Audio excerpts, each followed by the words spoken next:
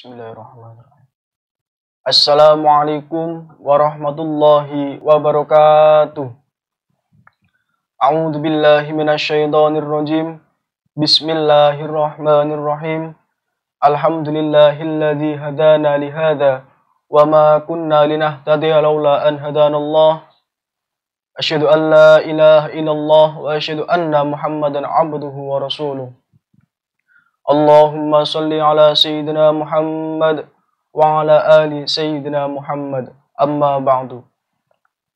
Yang terhormat Dewan Juri Lomba Dai Fantastik 2021 Pondok Pesantren Kiai Galang Sewu, Semarang.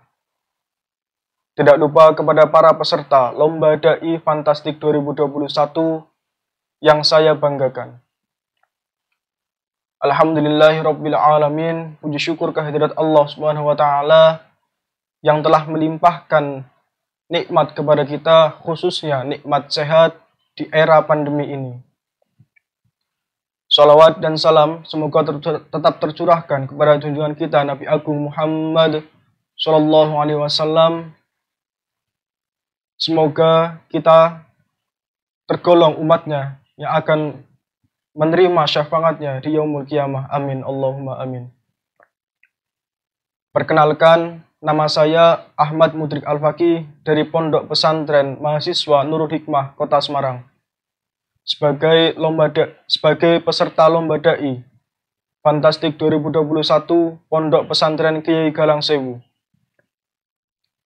Dalam konteks menanggapi adanya bencana virus corona ini, sebagian orang berpendapat bahwa virus corona ini merupakan siksaan dari Allah Subhanahu wa taala karena ini melanda dunia, termasuk kepada orang-orang baik dan orang-orang yang tidak berdosa. Lalu apakah mereka ini juga ikut disiksa oleh Allah?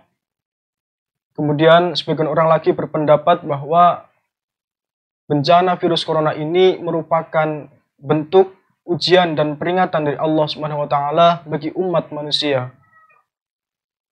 Yang dewasa ini mulai merasa angkuh dan merasa bahwa dirinya mampu melakukan segala sesuatu. Maka Allah berfirman dalam surat Al-Anfal, "Wa fitnatul la tusibanal ladzina dzalamu minkum khassah." Dan peliharalah dirimu ketika ada siksaan dari Allah yang tidak hanya menimpa kepada orang-orang zalim di antara kamu. Lalu bagaimana dengan nasib orang-orang baik tadi?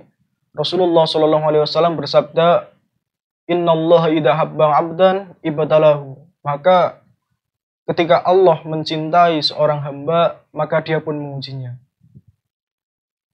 Maka di sini dapat kita lihat bahwa orang-orang baik tadi dicoba oleh Allah, diberi ujian oleh Allah sebagai pertanda bahwa orang baik tersebut adalah hamba yang dicintai oleh Allah Subhanahu wa taala. Kemudian dalam memahami adanya hikmah di balik pandemi virus corona ini, ada sebuah kisah yang menurut saya sangat cocok dengan kondisi sekarang, yaitu kisah Nabi Ayub alaihissalam. Diceritakan bahwa Nabi Ayub alaihissalam adalah seorang yang sabar, seorang nabi yang kaya, yang mendapat kenikmatan dari Allah sangat banyak sekali. Maka ketika itu Nabi Ayub alaihissalam dicoba oleh Allah dengan diambil semua kenikmatan yang ada pada Nabi Ayub alaihissalam. Singkat cerita, ketika itu Nabi Ayub alaihissalam berdoa kepada Allah, "Ya Rabbi, isbir ala kulli bala'i minka ma'adhamal qalbi mashulan bihubbika wa lisani bidhikrika wa idha dhahaba hadanil adwan tahsilul qatingah wa ana la asbiru ala qatingatik." Ya Tuhan, sabarkanlah hatiku ketika menghadapi segala ujian darimu. Selagi hatiku masih mencintaimu dan lisanku masih berzikir kepadamu. Namun jika keduanya lenyap, maka berhentilah cintaku dan zikirku kepadamu. Maka aku bukanlah orang yang bersabar namanya. dan engkau adalah zat yang maha pengasih dari yang pengasih.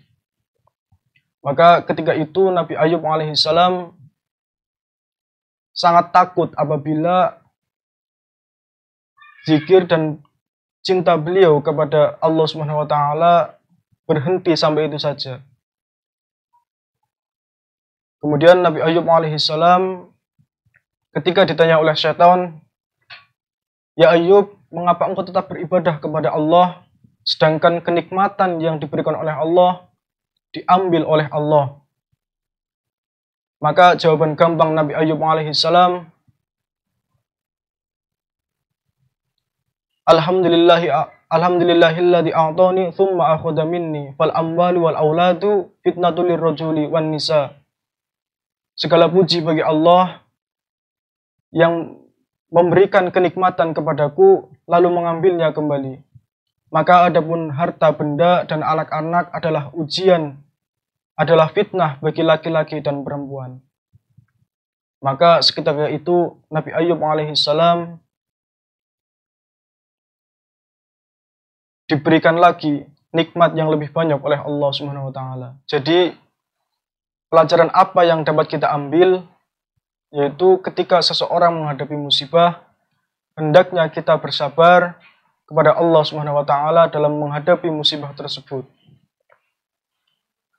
Karena orang-orang yang sabar ini akan bersama Allah Subhanahu wa taala. Allah berfirman, "Innallaha ma'as-sabirin." Sesungguhnya Allah bersama orang-orang yang sabar. Maka bukan penderitaan yang seharusnya kita rasakan, tetapi peningkatan kualitas ibadah kita kepada Allah Subhanahu wa taala. Seperti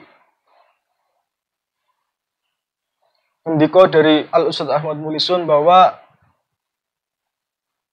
nak tiang urusan agamanya apik, maka sedaya urusan agama, sedaya urusannya niku apik. Jadi dengan adanya kegiatan kita yang lebih banyak dilakukan di rumah ketika era pandemi ini, hendaknya kita meningkatkan kualitas ibadah kita, meningkatkan takwa kita kepada Allah Subhanahu wa taala. Lalu pelajaran yang dapat kita ambil lagi yaitu kita hendaknya senantiasa bersyukur kepada Allah Subhanahu wa taala. Karena ketika kita bersyukur kepada Allah Subhanahu wa taala, kita akan mendapatkan tambahan nikmat dari Allah Subhanahu wa taala. Allah berfirman, "La in syakartum la azidannakum." Sesungguhnya Allah akan menambah nikmat kepada kita ketika kita bersyukur. Kemudian ketika kita sudah sabar atas musibah yang kita terima, maka Allah akan membalas dengan peningkatan derajat kita, akan memberikan derajat kepada kita sebanyak 300 derajat. Rasulullah SAW bersabda, "Faman sabara 'anil musibah kataballahu lahu 300 darajah, ma baina darajataini kama baina as-sama'i wal ard." Barang siapa yang bersabar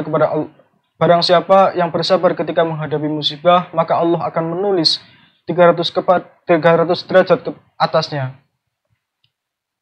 Di mana dua derajat di antara itu bagaikan langit dan bumi. Kemudian ketika seseorang meninggal karena suatu wabah, maka akan dicatat oleh Allah sebagai mati syahid, yang disebut dengan syahidul akhirah. Syahid di sini berbeda ketika dihadapkan dengan syahid yang ada di medan perang, karena syahid ini tetap dimandikan, dikafani, dan disolati oleh orang-orang mukmin. Tetapi ganjaran yang diterima oleh Allah Subhanahu wa taala sebanding dengan ganjaran yang diterima oleh mereka yang gugur di medan perang. Mungkin hanya itu saja yang dapat saya sampaikan, kurang lebihnya mohon maaf yang setulus-tulusnya. Wa in wajabtum minni fa huwa min nafsi, wa in wajabtum minni shawaban fa huwa min Allah. Akhiran. Aku lakum usikum wa nafsi bitaqwallah. Wassalamualaikum warahmatullahi wabarakatuh.